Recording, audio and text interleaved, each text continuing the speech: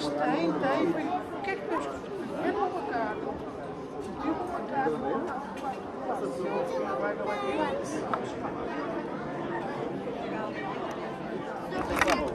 Nessa. A ver, não sei se faz uma pizza.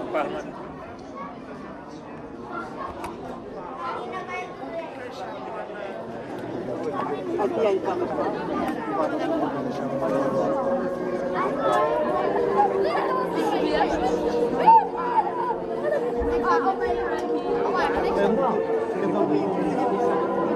Não? Quer experimentar? Olha quem está ali. Padrinha ali, padrinha. Para ali. não tens de comer ao gajo quando está a carro. Margarida?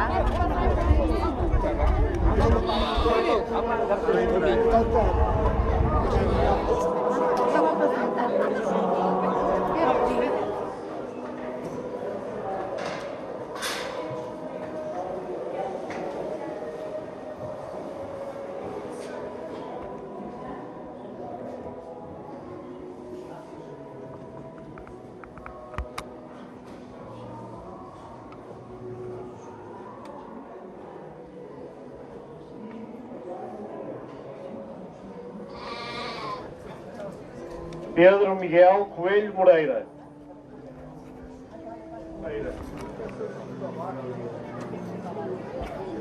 Coluna. Disciplina. Ana Luísa Jesus Couto.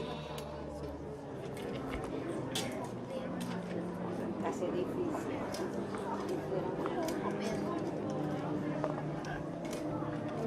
Olha, Duarte. Vai pôr a mãozinha no meio, vai fazer miminho. Faz vizinho, Duarte. Pedro Antunes. Maria Fátima Oliveira Coelho. É lá da carreira? Não, sou daqui. Dois apóstolos.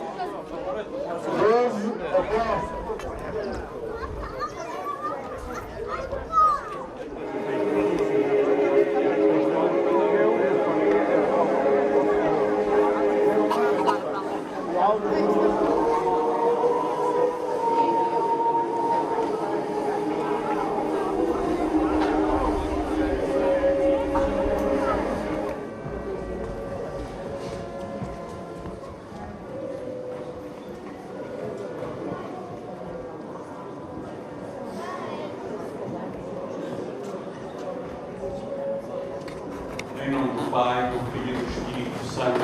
Amém. Pai nosso que estás nos céus, santificado seja o vosso nome. Venha a nós o vosso reino, seja feita a vossa vontade, assim na terra como no céu. O pão nosso de cada dia nos dai hoje. Perdoai-nos as nossas ofensas, assim como nós perdoamos a quem nos tem ofendido. E não nos deixeis cair em tentação, mas livrai-nos do mal. Tende compaixão de nós, Senhor. Pai, se é possível, afasta de mim este cálice. É a oração, meus irmãos, de Cristo, Senhor nosso, no Jardim das Oliveiras. É a oração do Senhor dos Passos, antes de iniciar a sua caminhada rumo ao Calvário. E dado que, nesta tarde, nos preparamos para acompanhar passo a passo os passos do Senhor, nós escutamos essa oração de dor. Pai, se é possível, afasta de mim este cálice. Era o cálice da amargura, era o cálice do sofrimento, era o cálice de tudo aquilo que o Senhor, como Deus e como homem, conhecia perfeitamente que lhe estava reservado em breve. Passa pela sua mente tudo aquilo que aconteceu ao povo de Deus, desde o momento em que no alto do Horebe, e recordámos-lo pela manhã na primeira leitura da celebração eucarística, a voz da sarça ardente avisou Moisés: tira as sandálias, porque o lugar onde estás é um lugar sagrado.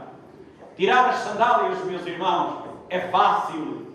Ao entrar num templo budista, ao entrar numa mesquita muçulmana, cada um de nós, mesmo de outra crença, porque cristãos, temos que tirar as sandálias ou os sapatos para poder entrar nesse templo. Mas, na linguagem bíblica, tirar as sandálias é dispor-se a caminhar em sacrifício, como faremos nesta tarde. É dispor-se a enfrentar um caminho de sofrimento. É dispor-se a enfrentar o caminho que o Senhor da Misericórdia, neste ano a ela dedicada, quer que nós sigamos para e passo com os passos e o sofrimento do Senhor. Até porque toda a história da humanidade é uma história de sofrimento, é uma história de cálice de amargura, é uma história de paixão, é uma história de derrotas, é uma história de penitências, é uma história de contrariedades, é uma história que não tem um caminho chão, um caminho plano, como vós aqui também, porque teremos que percorrer um caminho íngreme até chegar ao Calvário. E o Senhor percorrera caminhos difíceis na sua vida pública, percorrera caminhos apoteóticos, como a entrada triunfal em Jerusalém. Mas tinham passado os hossanas, tinham passado os momentos de aclamação, tinham passado as ocasiões de entrar pela porta do sol, tinham passado os momentos em que toda a gente lhe batia palmas e o aclamava, porque passaram os momentos do Domingo de Ramos na história real do Senhor, e por isso nós vamos encontrá-lo a dizer aos discípulos: tenho ardente desejo de comer esta Páscoa convosco. Os judeus celebravam a Páscoa no 14 de Nisan. Por essa razão é que na nossa Páscoa cristã a data é sempre variável, porque o calendário judaico era um calendário lunar. Aproximava-se, depois da entrada de Jesus em Jerusalém, a Páscoa judaica. E Cristo queria cumprir todos os rituais que tinham que ser feitos em Jerusalém. Por isso, diz aos discípulos: ide à rua direita. Virá ao vosso encontro alguém com uma vinha de água. Perguntei a essa pessoa onde é o lugar para que o Mestre possa comer a Páscoa com os discípulos. Levar-vos-á ao andar de cima. Encontrareis uma sala alcatifada e pronta. É aí que eu quero comer a Páscoa com os meus discípulos, dizei ao dono da casa. E os apóstolos foram. Encontraram tudo conforme o Mestre dissera. Fizeram os preparativos para a Páscoa judaica, que tinha que ser a imolação do Cordeiro, que hoje já está por aí a Belém e vai nos acompanhar como figura típica na nossa procissão dos passos. E então, antes de se acomodar à mesa para comer a Páscoa judaica, que era o cordeiro assado à pressa, com ervas amargas e pão ázimo, não era uma refeição lauta ou de festa, era uma refeição de penitência. Mas antes, o Senhor começa a ter atitudes estranhas. Pega num jarro, lança mão de uma bacia, cinge-se de uma toalha e faz menção de lavar os pés aos discípulos, a começar pelo mais importante, pelo chefe deles, pelo mentor deles, que era Simão Pedro. E este diz-lhe: tu, Senhor, não me vais lavar os pés. Lavar os pés, meus irmãos, era uma tarefa própria apenas dos escravos. Não vamos explicar o que seja a escravatura no mundo romano, mas se os cristãos foram perseguidos nos primeiros tempos da Igreja, é porque a escravatura era o pilar económico de toda a sociedade romana. E quando Cristo fala da igualdade dos homens, então surge no cristianismo a doutrina da fraternidade, da igualdade, e os cristãos são perseguidos porque iam abolir todo o sistema económico de então. Por essa razão, ao reparar que Cristo ia tomar uma atitude de escravo, Pedro não quer tolerar. E diz-lhe: tu, Senhor, não me vais lavar os pés. E Jesus responde: se não te lavar os pés, não tomarás parte comigo. E então Pedro responde: então, Senhor, não apenas os pés, mas também as mãos e a cabeça. E Jesus diz: quem está limpo não precisa que lhe lave mais nada senão os pés. Vós estáis limpos, mas não tudo. E então foi lavando a um e outro os pés, mesmo àquele que estava por trás das palavras que preferira há momentos: estáis limpos, mas não tudo.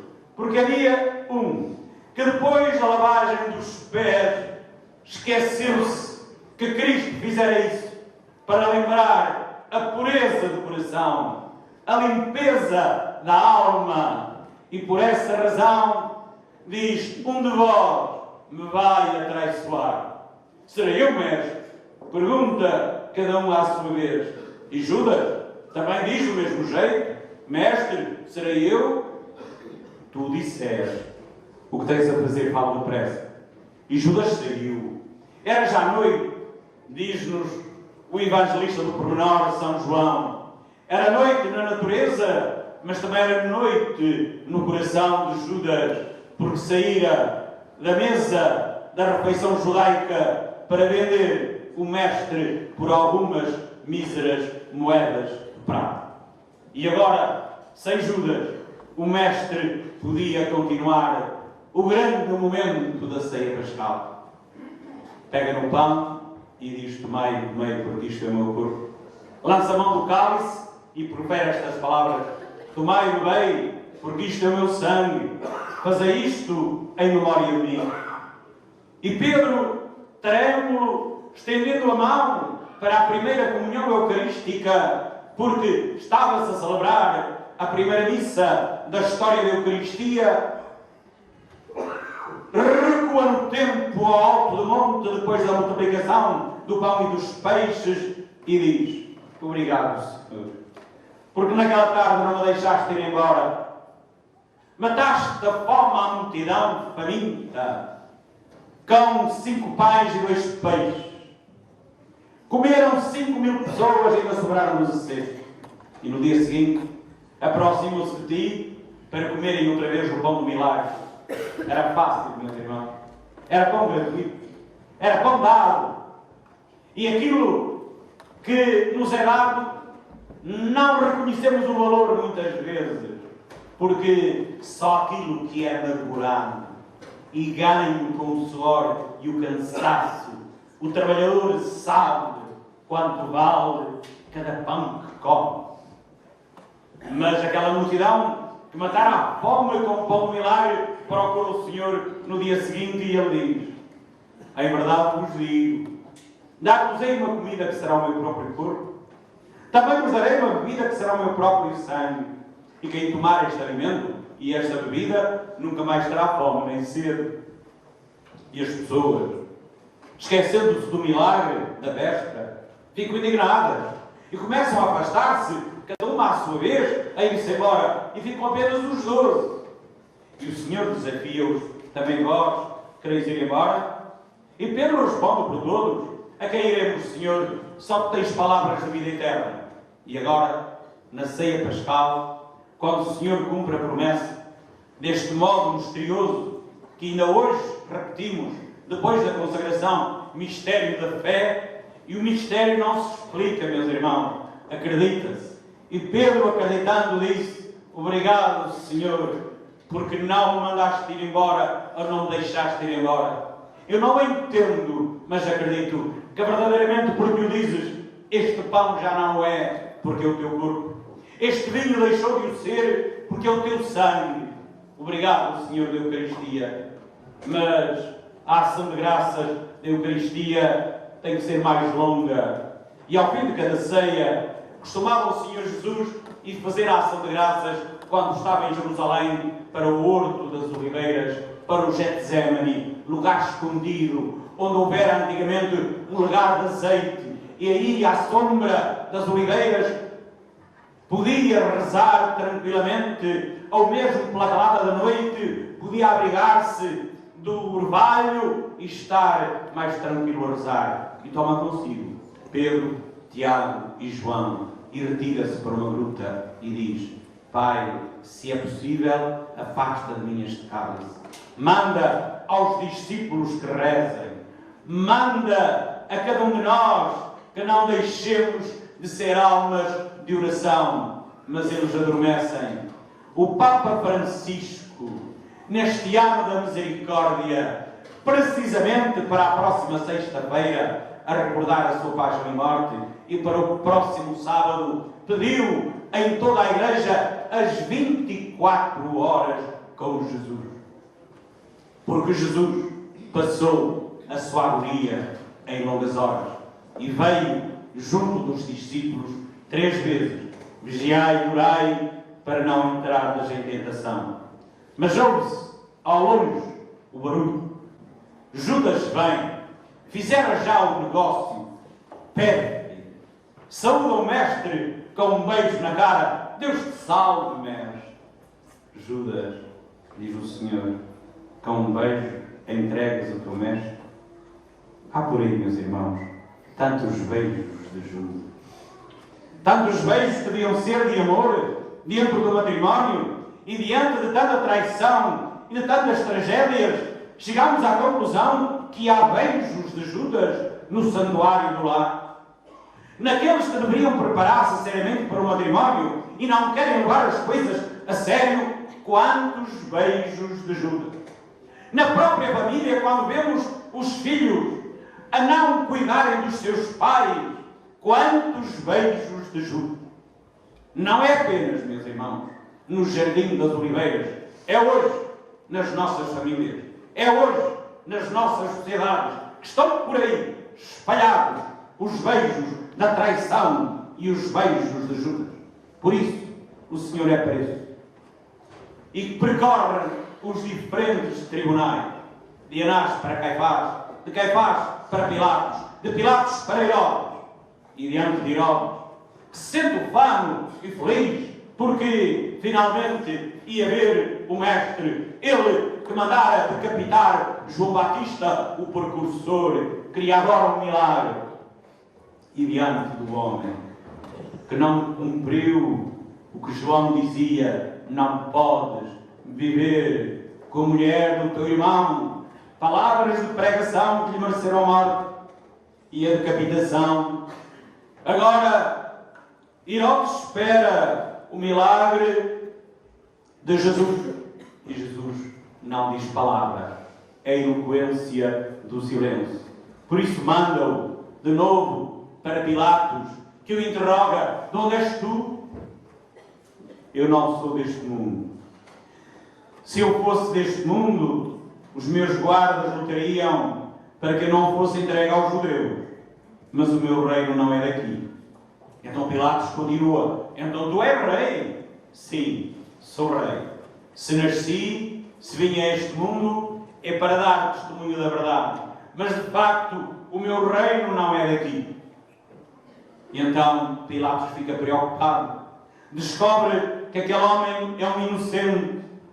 Descobre que aquele homem fora-lhe entregue por inveja dos judeus. E por essa razão vai recorrer a 3 estratagemas jurídicos para poder salvar aquele homem e não o condenar à morte. Em primeiro lugar, manda que seja flagelado. E depois de flagelado, transformado em ferida humana, quer que a multidão se compadeça dele e mostra-o à multidão. Mas esta grita: crucifica-o! Crucifica-o! Em segundo lugar, vai recorrer a um segundo estratagema. Era costume, pela festa da Páscoa, soltar, dar indulto a um preso. Tinha ali Jesus, que ele sabia inocente. Havia outro, famoso, criminoso, cujo nome fazia tremer grandes e pequenos pela sua barbárie: Barrabá. E então pergunta do alto da Torre Antônia: quem quereis que vos solte nesta Páscoa? Este Jesus, que é vosso mestre, ou Barrabá? E eis que a multidão fascinura, a multidão ululante, a multidão sedenta de sangue, a multidão louca grita: solta-nos Barrabá! E Pilatos não tem outro remédio.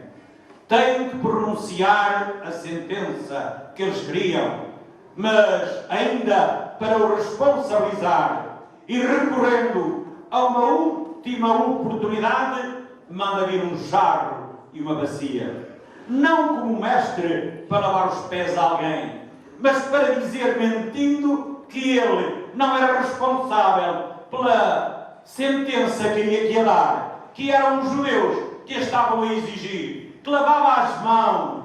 E por isso, quando alguém culpado hoje, mas que não quer assumir as responsabilidades, ainda dizemos que lava as mãos como Pilatos.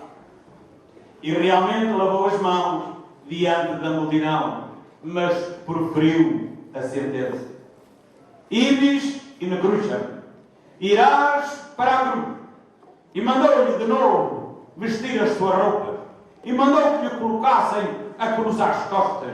Já tinha a coroa de espinhos, já o tinha mostrado à multidão. E quando a sentença estava para começar a ser cumprida, eis que do alto da Torre Antônia a sentinela toca a trombeta. E então, tocando a trombeta, iria iniciar-se a procissão. Abriram-se as portas, como hoje se vai abrir aqui este Calvário, e o Senhor está na nossa frente. A grande marcha iria ter o seu início. Grandes marchas se fizeram antes da marcha do Calvário. A de Darmaleão, a de Alexandre, a de Artaxerxes e tantas outras. Mas aí havia as cornetas que tocavam, havia o retalho dos clarins, mas na procissão do Calvário, o ritmo da caminhada, o ritmo dos passos ia ser marcado pelo próprio cadafalso, porque o Senhor levava a cruz às costas. Aqui, também nós, meus irmãos, vamos iniciar a nossa caminhada com tudo aquilo que envolve esta procissão.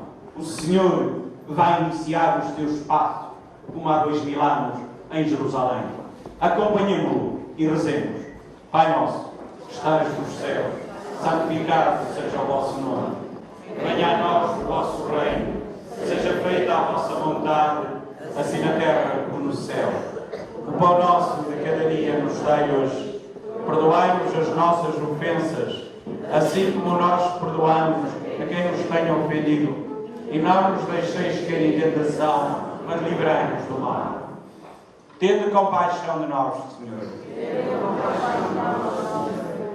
Em nome do Pai, do Filho e do Espírito Santo. Amém.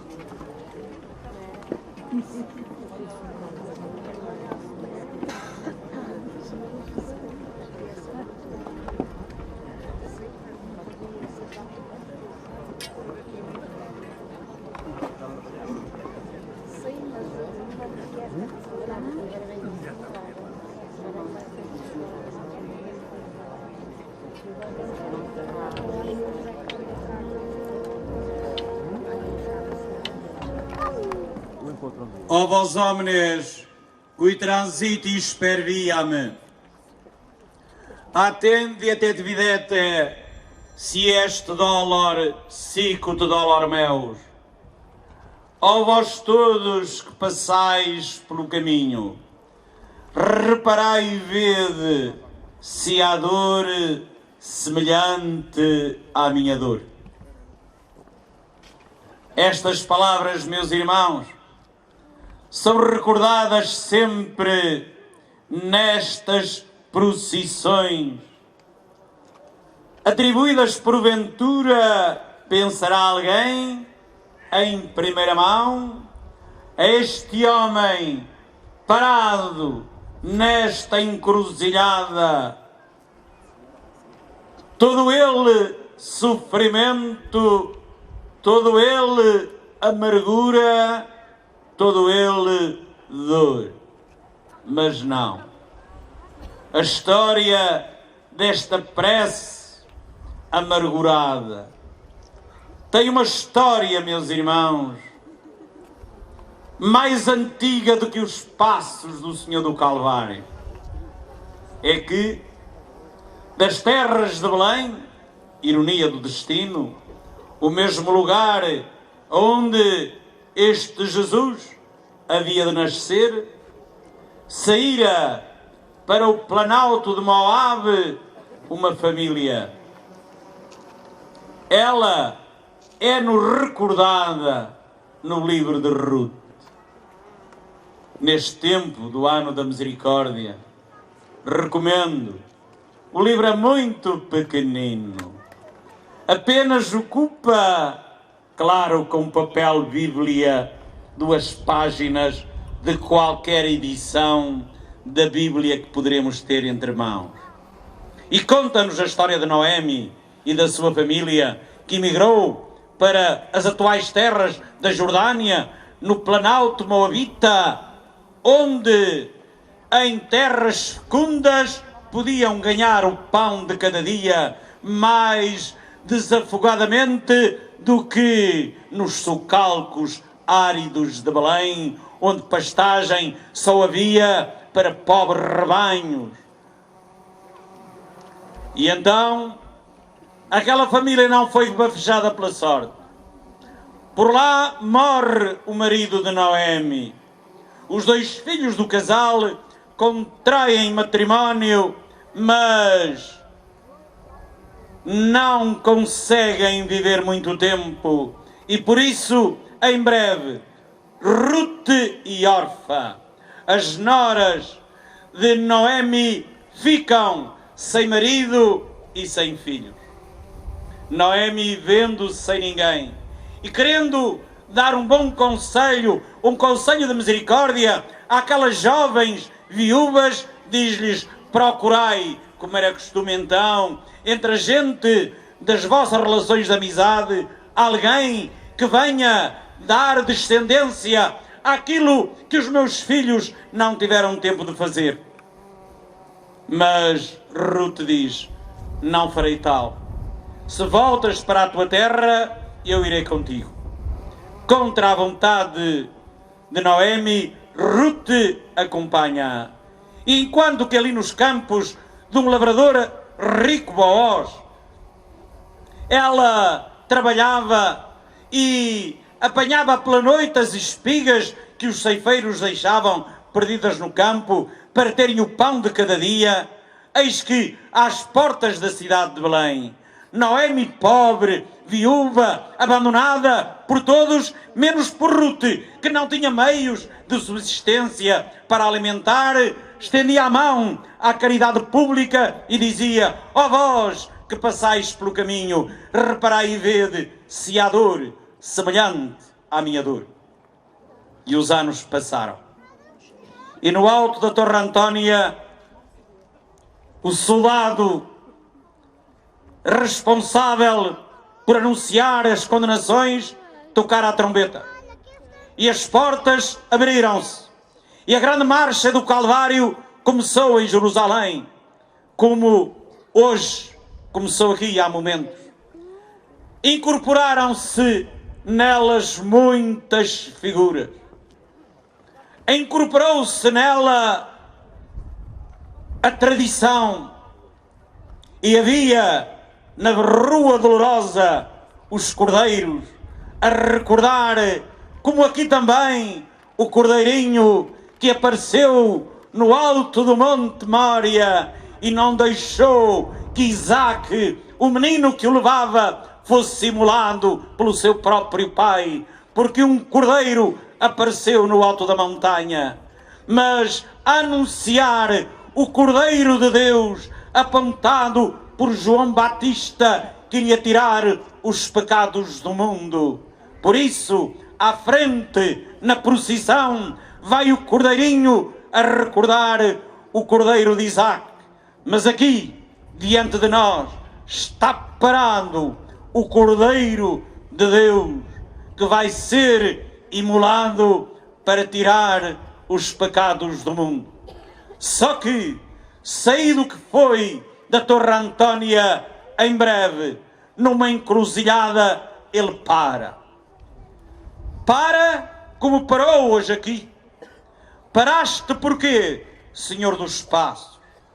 Para chamar os teus apóstolos que vão aí, feitos caminheiros de pau na mão, nesta procissão?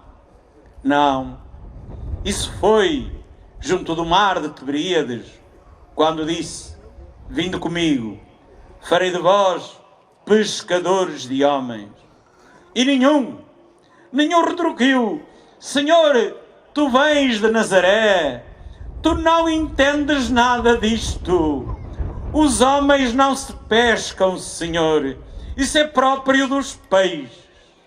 Mas nenhum deles te disse desse jeito, Senhor. Deixando as redes, diz-nos o Evangelho, seguiram os teus passos. Por isso, não paraste, Senhor, para chamar os discípulos. Paraste, porventura, para falar com Nicodemos? Nicodemos era um piedoso judeu. Querendo crescer no conhecimento das coisas de Deus, fez aquilo que a Igreja chama hoje de catequese de adultos, que tanta falta faz a muita gente que frequenta as nossas igrejas, mas que em cultura religiosa ainda precisa de crescer muito. E diante do mestre, ele que ia de noite, não porque não tinha tempo durante o dia, mas tinha aquilo que Também é comum nas nossas comunidades cristãs o respeito humano. As nossas igrejas, meus irmãos, estão cheias às vezes da falta de respeito e de respeito humano. Da falta de respeito porque às vezes não sabemos tirar as sandálias de que falava a liturgia da palavra de hoje, isto é, ter uma atitude diante do sagrado, de respeito profundo, de silêncio, de escuta, de oração. Mas também há aqueles que têm respeito humano, têm vergonha de se chamarem cristãos, têm vergonha de que os apontem a dedo, têm vergonha e não se pronunciam. E nós temos que nos pronunciar por Cristo, de contrário, seremos anticristo. E quando eu era miúdo, na aldeia do Alto Minho, onde nasci, a pior ofensa que se podia chamar uma pessoa existia ou estava relacionada com duas palavras do nosso vocabulário: excomungado e anticristo. Excomungado porque estava fora da comunhão, e anticristo porque não dava testemunho deste homem que está parado e que não parou para chamar os apóstolos, nem parou para falar a Nicodemos, porque esse disse: em verdade te digo, se não nasceres de novo, não podes entrar no reino dos céus. E Nicodemos foi-se embora, dizendo: como é que pode um homem adulto tornar-se outra vez pequenino, a entrar no ventre da sua mãe e voltar a nascer? Só que Cristo falava de um outro nascimento. Esse nascimento espiritual que se adquire pela conversão interior, pela reviravolta do coração, pelo mudar de hábitos e costumes. E Nicodemos não foi capaz, não entendeu, nem teve força. Por isso, Senhor, não paraste nesta encruzilhada, nem para chamar os discípulos, nem para falar com Nicodemos. Será que paraste, Senhor, como há 2000 anos, perto de Naim, para ressuscitar aquele jovem morto? Jesus passava, diz o Evangelho, e encontrou-se com uma procissão diferente da nossa. Hoje, este homem está vivo. Mas então, levavam o filho único de uma mãe que era viúva a sepultar, e ela chorava profundamente, porque lhe arrancaram da sua presença o único amor da sua vida. E então, sem ninguém lhe pedir, o homem do milagre, este que hoje é o Senhor dos Passos, parou, tocou no caixão e disse: jovem, eu te ordeno, levanta-te. E o morto levantou-se e Jesus entregou à mãe. E hoje, Senhor dos Passos, como precisavas de parar em tantas famílias, onde há jovens, rapazes e raparigas, mortos para a fé, que não seguem os teus passos, nem os teus caminhos, diante da indiferença dos pais. E precisavas de lhes dizer, bem alto, como eu digo agora: jovem, levanta-te. O caminho da felicidade não é esse que segues, não é esse que trilhas, não é uma vida como a tua que levas longe de Deus, dos caminhos da dignidade e da virtude. Levanta-te. Mas não paraste, Senhor dos Passos, nem para chamar os discípulos, nem para falar com Bartimeu, nem para ressuscitar o filho da viúva de Naim. Paraste então porquê, Senhor? Para multiplicar o pão e os peixes? Não. Isso foi lá longe, no alto da montanha, quando uma multidão faminta saciou a fome com o teu milagre. Mas no dia seguinte, quando lhe falaste da Eucaristia, foram-se embora. Por isso, não paraste, Senhor, nem para chamar os discípulos, nem para falar com Bartimeu, nem para ressuscitar o filho da viúva de Naim, nem para multiplicar o pão e os peixes. Então, Senhor, paraste porquê? Porventura, para falar com a samaritana, junto do poço de Jacó? o Senhor parou. E essa figura via há momentos a passar aqui, recordando a mulher que vem ao poço buscar água fresca para a sua família. E o Senhor diz-lhe: dá-me de beber. Como é que tu, diz a mulher, sendo judeu, me pedes de beber a mim, que sou samaritana? De facto, os judeus não se dão com os samaritanos.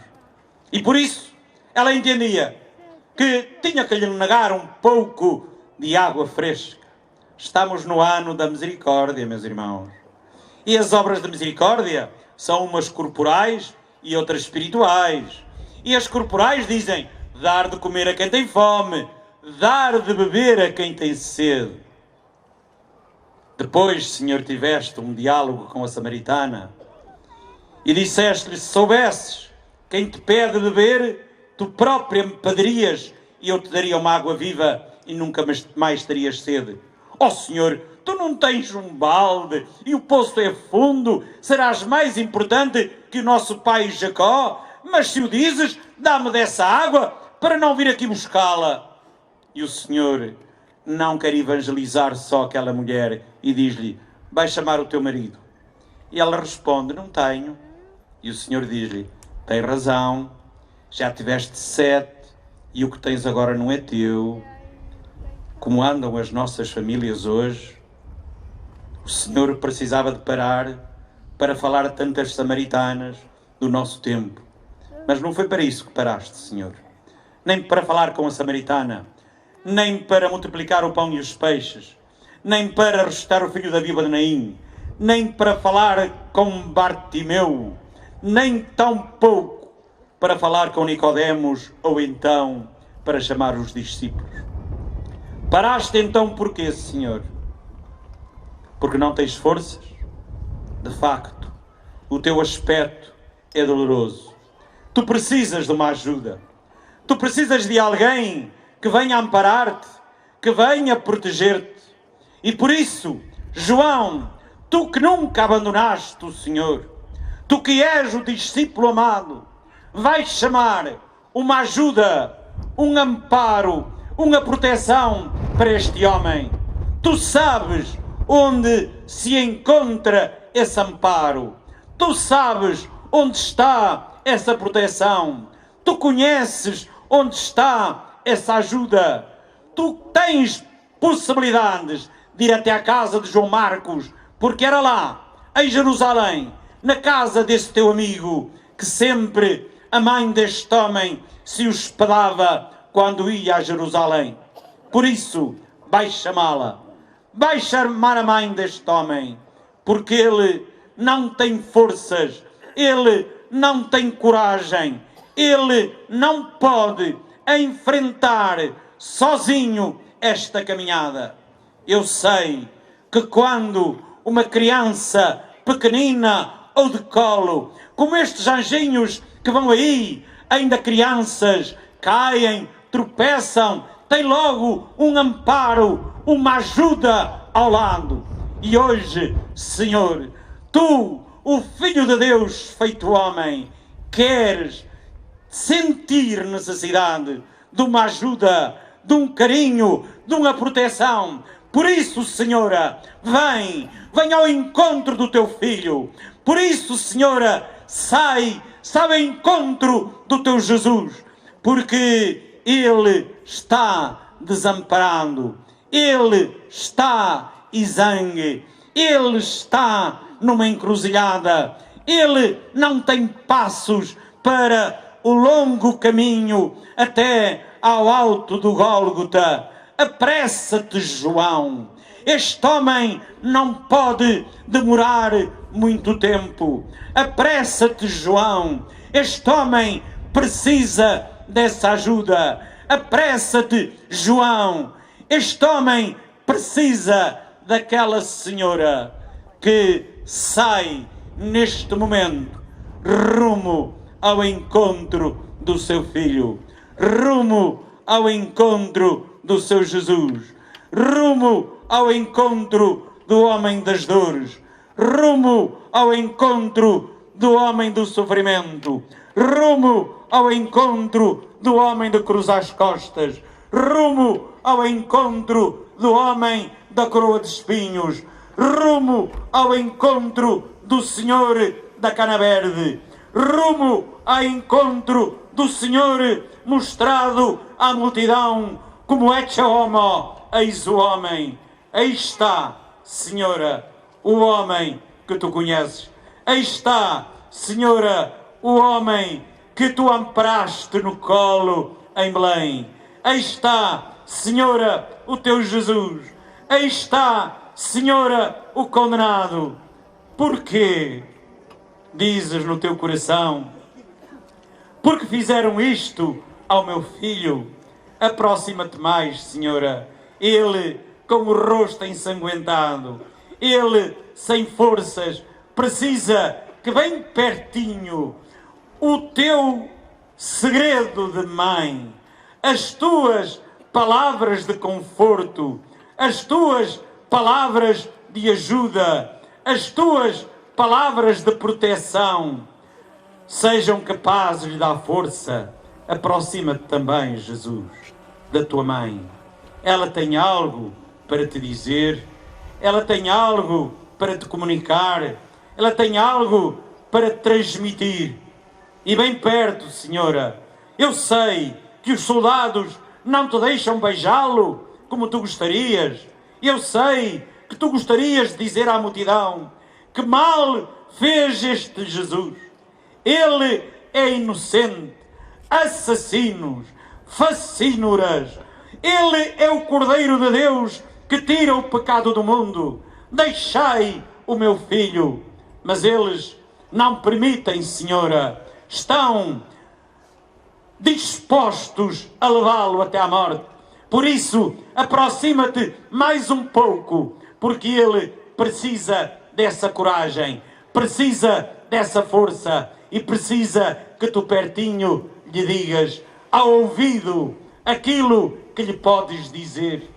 E aquilo que lhe podes dizer é isto: continua, meu filho, porque os homens precisam dessa cruz. Continua, meu filho, porque os homens precisam dessas lágrimas. Continua, meu Jesus, porque os homens precisam desse sofrimento. Continua, meu Jesus, porque agora já não estás sozinho. Bem queria aproximar-me mais. Bem queria limpar-te esse rosto, porque está todo ensanguentado. Mas há uma mulher intrépida, há uma mulher que vai fazer isso por ti. A história batizou-a com o nome de Verónica. Por isso, já que não deixam que a mãe o faça, aproxima-te tu, Verónica, desse rosto ensanguentado, desse rosto doloroso, desse rosto sofredor, desse rosto de penitência, desse rosto de amargura, desse rosto todo ele sangue, desse rosto todo ele ferida, desse rosto todo ele suor, desse rosto todo ele pó, desse rosto todo ele cansaço. Não deixam aproximar a mãe. Nos tempos modernos, quiseram até, Senhora, que o teu filho não tivesse mãe. Houve, porém, um cartaz que nos apresentou Jesus como tendo dois pais. Negaram-te, Senhora, a tua dignidade de mãe. És a nossa mãe das dores, estampada nesse rosto parecido contigo, porque é teu filho do véu da Verónica, o Senhor do sofrimento. Vede e contemplai o obrigado de Jesus no véu da Verónica. Obrigado, Verónica, por esse gesto. Obrigado, Verónica, por essa atitude. Já que não permitiram que a mãe se aproximasse, fizeste-lo tu.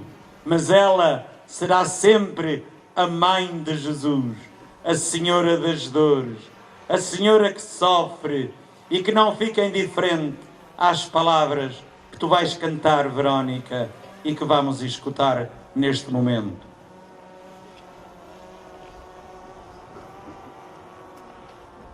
Vós todos que passais pelos caminhos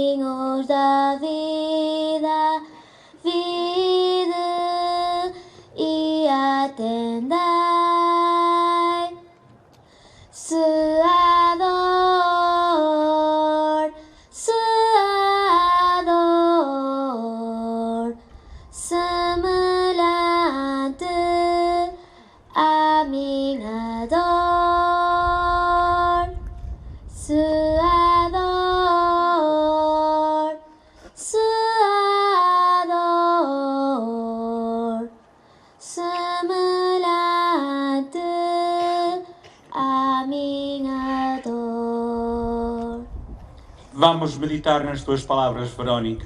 Por isso, Senhor das Dores, podes voltar-te para o Calvário. Por isso, Senhor dos Espaços, agora, de rosto limpo, pela Verónica, com a tua mãe ao lado, a Senhora das Dores. Tens uma mãe, Senhor, que vai contigo, como nós, no caminho doloroso dos nossos passos. Teremos sempre ao nosso lado a tua e nossa mãe, a Senhora das Dores. Por isso, voltemo-nos para o Pai do céu, pedindo-lhe a bênção para os nossos passos, e rezemos também à Senhora das Dores, que esteja nas encruzilhadas da vida ao nosso lado, como esteve no encontro ao lado do seu Filho, o Senhor dos Passos. Pai nosso, que estais nos céus, santificado seja o vosso nome. Venha a nós o vosso reino. Seja feita a vossa vontade, assim na terra como no céu. O pão nosso de cada dia nos dai hoje. Perdoai-nos as nossas ofensas, assim como nós perdoamos a quem nos tenha ofendido. E não nos deixeis cair em tentação, mas livrai-nos do mal. Ave Maria, cheia de graça, o Senhor é convosco. Bendita sois vós entre as mulheres, e bendito é o fruto do vosso ventre, Jesus. Santa Maria, Mãe de Deus, rogai por nós, pecadores, agora e na hora da nossa morte. Amém. Tende compaixão de nós, Senhor. Nossa Senhora das Dores. Caminhemos para o Calvário, acompanhando o Senhor dos Passos e a Senhora das Dores.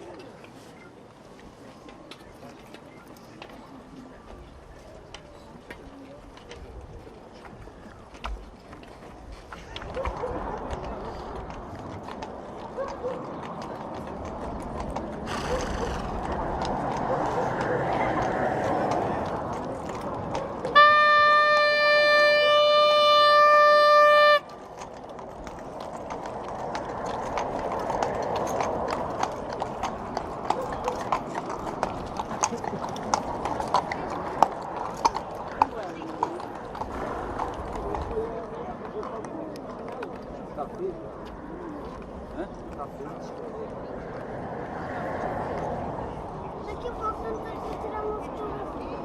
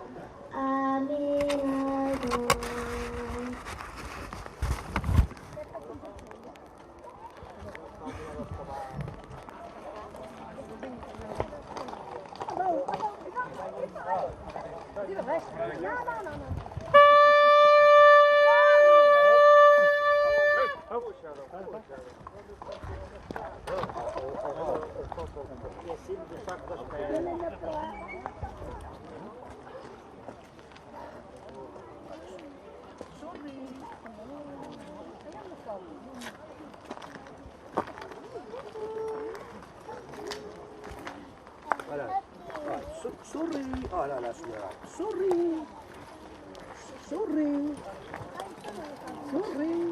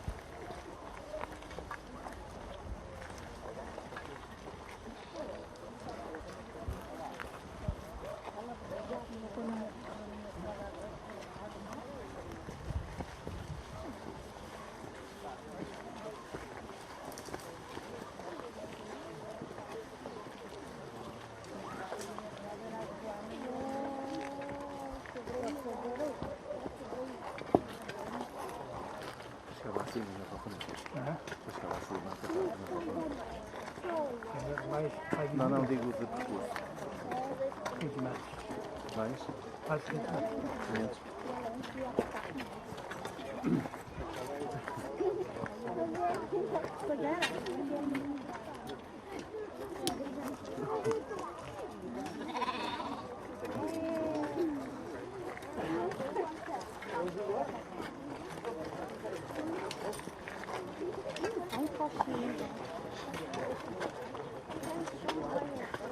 Qual é o caminho? Mas tu vês o caminho?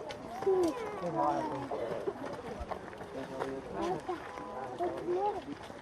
Vê lá o caminho. É isso.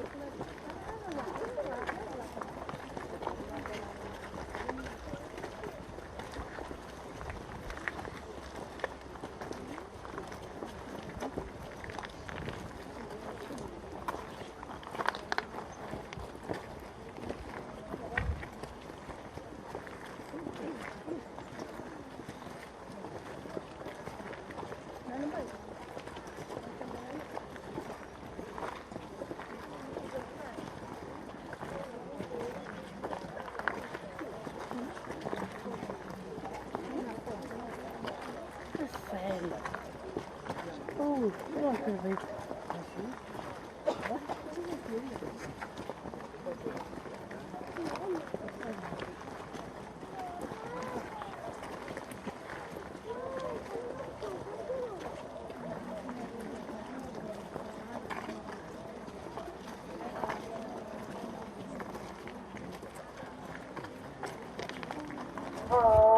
todos que passais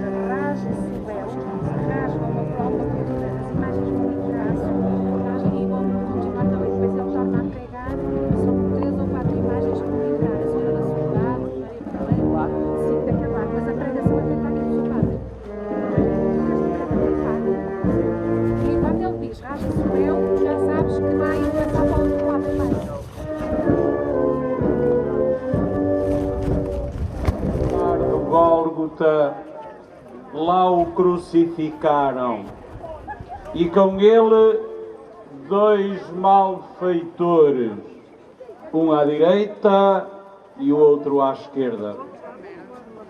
No alto desta montanha, a recordar o lugar do Calvário, é hora, meus irmãos, de recordarmos o testamento de Jesus.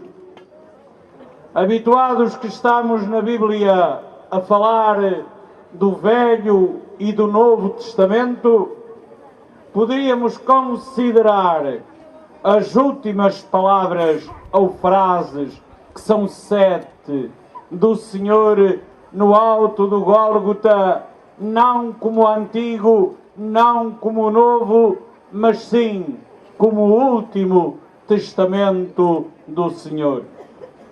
E vendo-se suspenso entre o céu e a terra, ao ver lá no fundo a cidade de Jerusalém, ao ver a multidão que se aglomerava para ver o espetáculo, o Senhor Jesus pronunciou a primeira palavra ou frase no alto do Calvário, rezando deste modo: Pai, perdoai-lhes, porque não sabem o que fazem. O Senhor Jesus, além de rezar por ti e por mim, vai ao extremo de nos desculpar. Recordo a bula do Papa Francisco para este ano da misericórdia, quando afirma: não é Deus que se cansa de nos perdoar. A sua misericórdia é infinita. Somos nós, isso sim, que nos cansamos de pedir perdão. O Senhor Jesus, por ti e por mim, reza há 2000 anos, reza hoje e reza sempre, dizendo: Pai, perdoai-lhes, porque não sabem o que fazem. Mas repara o Senhor que ao seu lado, apesar de muitos o terem abandonado, está o discípulo amado que lá na encruzilhada do encontro foi chamar a mãe. E não se esquece de o recomendar, mas antes repara que ao seu lado estão os malfeitores. E um diz-lhe: desce da cruz, salva-te a ti e a nós também, se és o Messias de Deus, o Senhor. Mas o outro dizia: cala-te, quanto a nós é de justiça, pois praticamos crimes. Mas este nada fez de condenável e reza deste jeito: Jesus, lembra-te de mim quando chegares ao teu reino. E o Senhor responde, a segunda frase do alto do Gólgota, do seu Novo Testamento, quando diz: em verdade te digo, hoje mesmo estarás comigo no paraíso. Alguém disse e escreveu que a última coisa que o bom ladrão roubou foi o céu. Não é verdade, meus irmãos. O céu não se rouba, nem sequer se ganha. O céu é um dom misericordioso da bondade infinita de Deus àqueles que têm o coração aberto ao arrependimento e ao perdão, como teve o bom ladrão arrependido no alto do Calvário. Por isso mereceu esta promessa do Senhor crucificado, do Senhor dos passos: hoje mesmo estarás comigo no paraíso.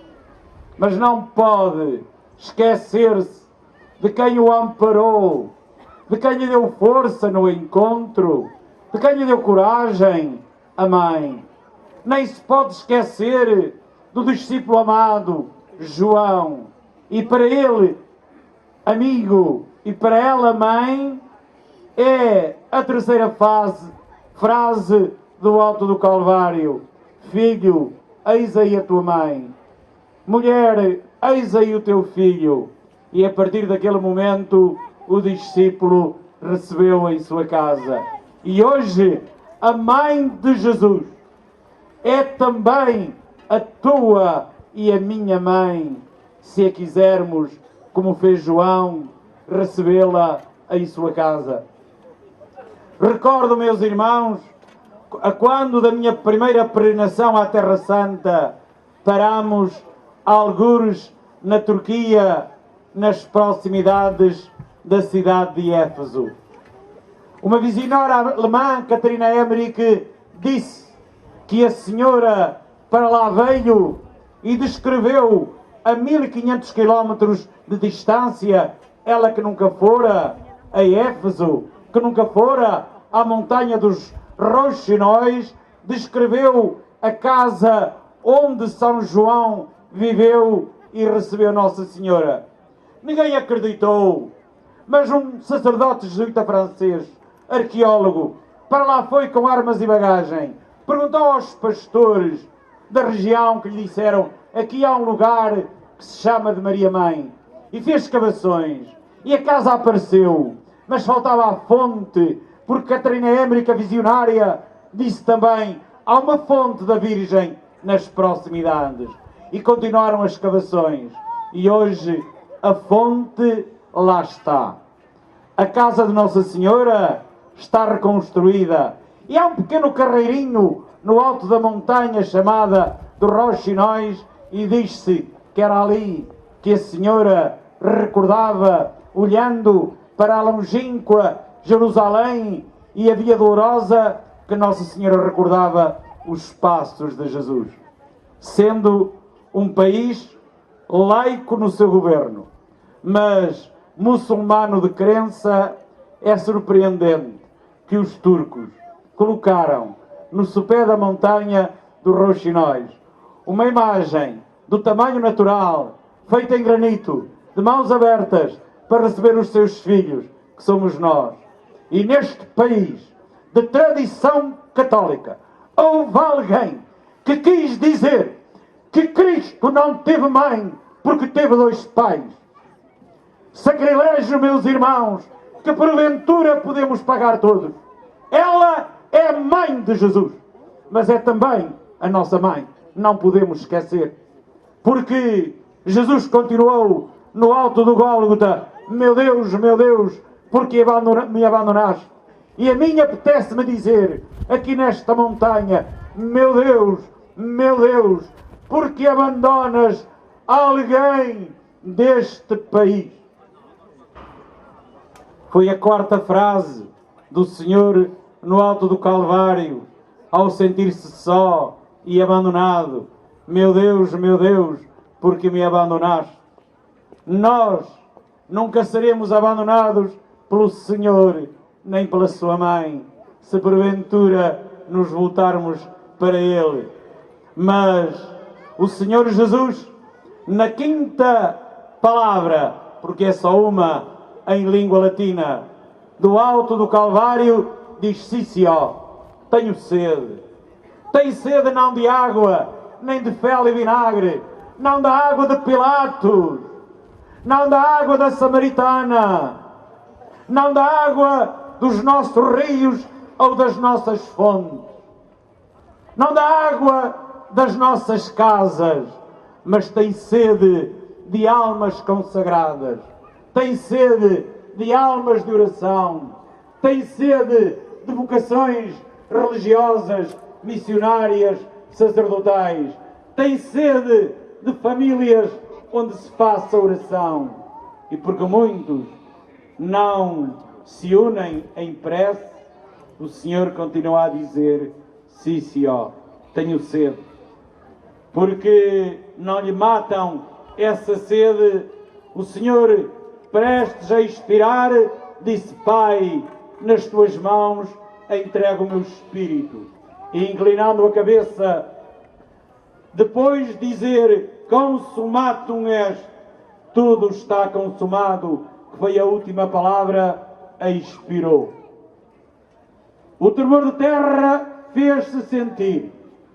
O centurião romano, ao ver o que se passava, cai ao pé da cruz e diz: verdadeiramente este homem era filho de Deus. e o véu do templo rasgou-se em dois. Hoje, também neste Calvário, o véu se rasga e o Calvário aparece. Mas o centurião romano, com José de Arimateia, com Nicodemos, os amigos de Jesus, desceram o corpo da cruz para as mãos da Senhora da Piedade. Aos golpes repetidos de cinzel e de martelo, no branco mármore de Carrara, o artista Miguel Ângelo arrancou essa maravilha que é a Pietà, a Senhora da Piedade, que tendo ao colo o seu Jesus, com 33 anos, morto no Calvário, cabe no seu colo, como um menino ao colo da mãe, a dizer que no colo de Nossa Senhora cabe Jesus morto, mas cabes tu também, e cabemos cada um de nós. É necessário, meus irmãos, que não desçamos deste Calvário de qualquer modo, mas desçamos como o centurião, que deixou o seu capacete, que deixou a sua lança, que deixou as suas armas, que foi a Pilatos a entregar-lhe o seu ofício e correu o mundo a dizer: verdadeiramente este homem era filho de Deus. E nós vamos, com esse ato de fé, descer este Calvário, mas vamos ouvir o último canto da Verónica a dizer: ó vós todos que passais por caminho, reparai e vede se há dor semelhante à minha dor. Escutamos, Verónica, o teu canto. Todos que passais pelos caminhos da vida, vinde e atendei. Se há dor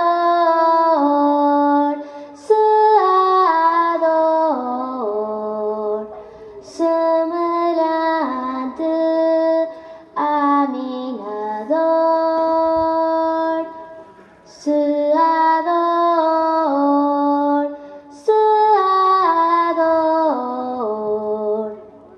semelhante à minha dor.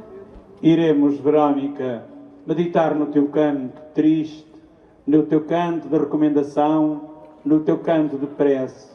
Mas vamos também descer esta montanha, agradecendo ao Senhor dos Passos, agradecendo à Senhora das Dores, que nesta hora, num sinal de esperança e de misericórdia, em vez de chuva que ameaçou a nossa caminhada, nos mostra a clareza do sol benfazejo.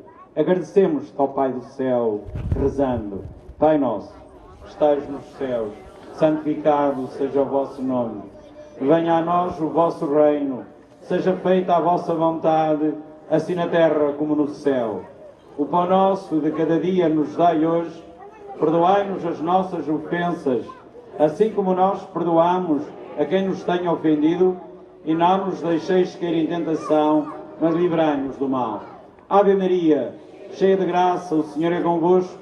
Bendita sois vós entre as mulheres, e bendito é o fruto do vosso ventre, Jesus. Santa Maria, Mãe de Deus, rogai por nós, pecadores, agora e na hora da nossa morte. Amém. Tende compaixão de nós, Senhor. Nossa Senhora das Dores, o Senhor esteja convosco. Abençoe-vos Deus Todo-Poderoso, Pai, Filho e Espírito Santo. Confortados com a bênção do Senhor, e em paz, que o Senhor os acompanhe.